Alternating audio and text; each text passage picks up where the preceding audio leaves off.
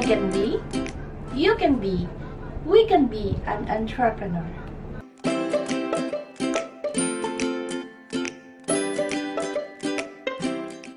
Be ready to learn and earn grade 12 students. Welcome to Bamboo Telescuela. This is your school on air in entrepreneurship, and I'm teacher Romalyn. Make sure to grab your modules with you and hear me out. Tune in to DWND FM 88.5, CMD Cable Channel 1, and SDO Kawayan Facebook page live stream. In this episode, we will determine the possible products or services that will meet the future needs. Before we begin our lesson, let us to recall some of the concepts from our previous lesson. Can you still remember the topic last week? That's correct.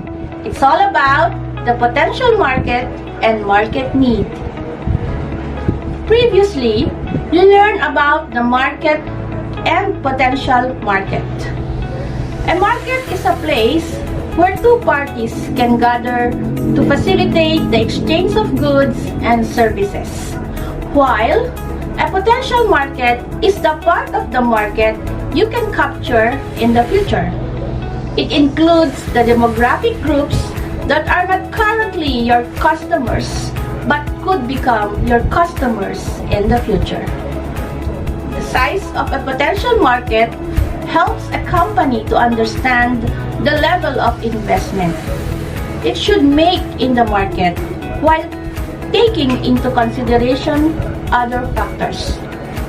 The market now demands that your business should be aligned to people's needs. In order to properly align your marketing efforts and your content, in particular, to what the buyers need, you need to have a clear understanding of the many intricacies, pains, and pressures within your market.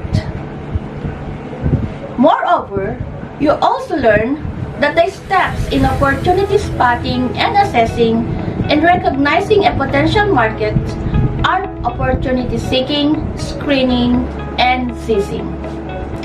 For today's episode, we will be discussing the ways in determining possible products or services that need to be met. Are you ready, future entrepreneur? Let's define first product and service. A product can be defined as anything that we can offer to a market for attention, acquisition, and consumption that could satisfy a need or want.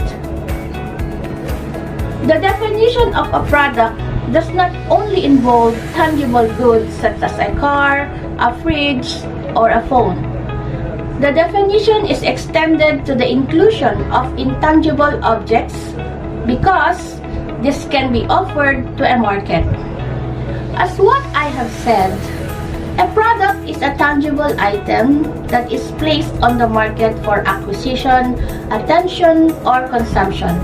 Therefore, a broader definition of a product includes services, events, persons, places, organization, or even ideas. Let's define now services. Services are special forms of products which consist activities, benefits, or satisfaction offered for sale that are intangible and do not result in the ownership of anything. A service can thus include banking, airline, travel, communication services, hotel services, and so on. Service is an intangible item which arises from the output of one or more individuals. Let's have an example of a service. When a consumer buys a car, the product comes with a lot of other service responsibilities, such as tune-up and maintenance. Another, a laptop buyer bought a bundle of service benefits in addition to the tangible components of the laptop. Let's take a look at this specific example of products and services. For products, we have new prints of motion picture film elements, prints for exhibit purposes, reference copies on DVD, CDs, books, magazines for the reading rooms or other clients, cars, tables, and chairs. For services, some examples are consulting with clients about appropriate products for specific purposes.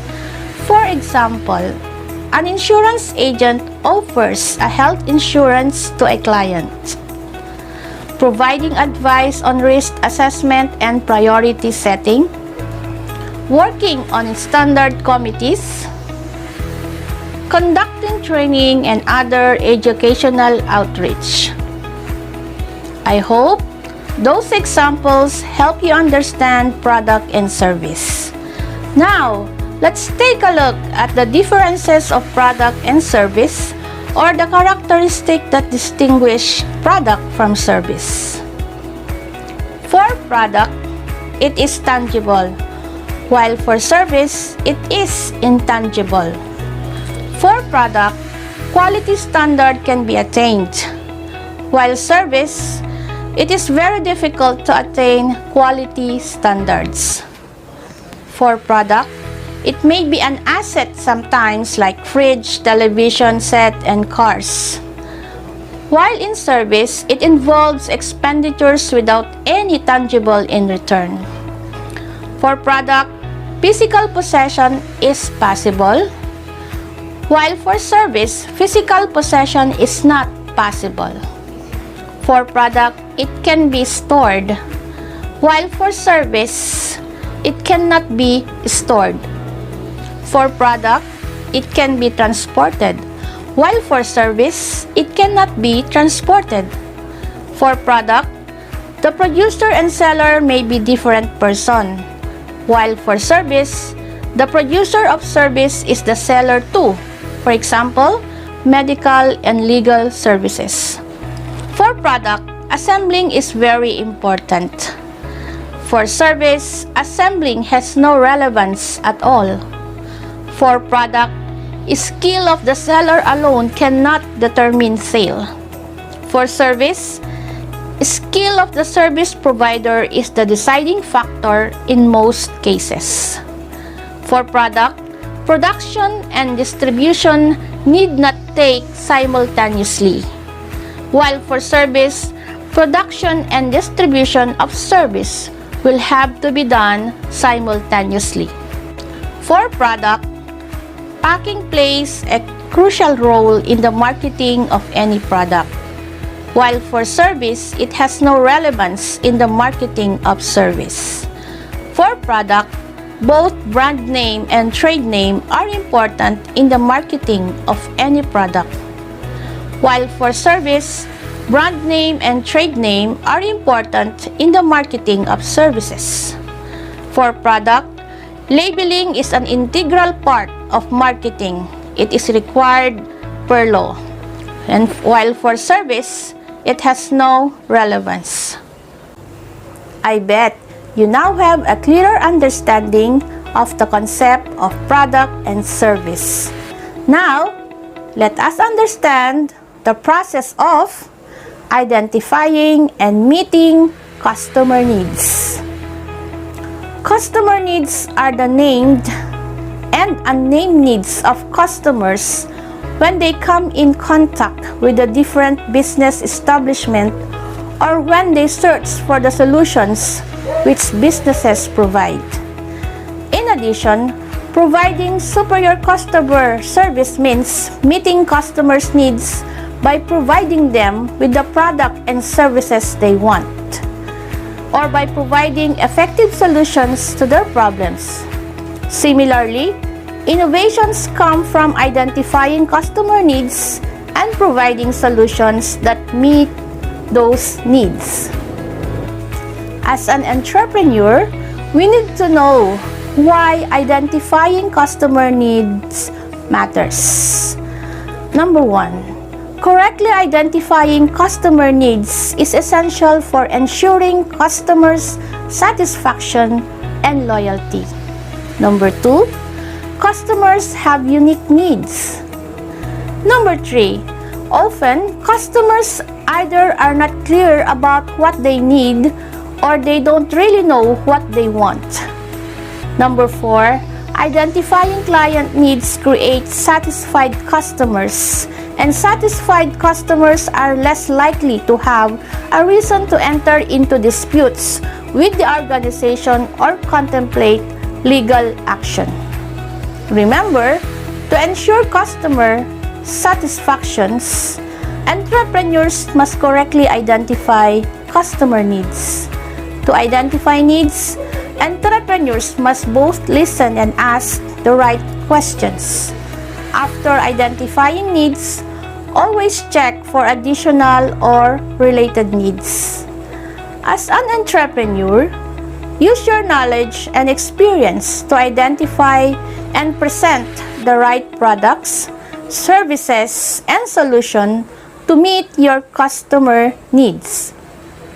You may ask, how to meet the needs of customers? That's a very good question. To meet the needs of customers, we should, number 1, identify what the customer needs through keyword, research, focus groups, or social listening. Number 2, distribute the information to relevant stakeholders in the organization. Number 3, craft products, features, or create content that speaks to the customer needs. And number 4, collect customers' feedback in order to meet their expectations. To wrap up the lesson, a product is a tangible item that is put on the market for acquisition, attention, or consumption, while a service is an intangible item which arises from the output of one or more individuals. Customer needs are the name and unnamed needs of customers when they come in contact with the different business establishments or when they search for the solutions which businesses provide. Innovations come from identifying customers' needs and providing solutions that meet those needs. That ends our lesson. I hope you learned something new today. But before I say goodbye, you need to answer the activities in your module from page 7, 8, 9, 10, 11, and 12. Just bear in mind that knowing and understanding customer needs is at the center of every successful business, whether it sells directly to individuals or other businesses. Once you have this knowledge, you can use it to persuade potential and existing customers. Once again, this is Teacher Romalyn for Bamboo Telescuela, bringing education in the comfort of your home. Be safe, everyone.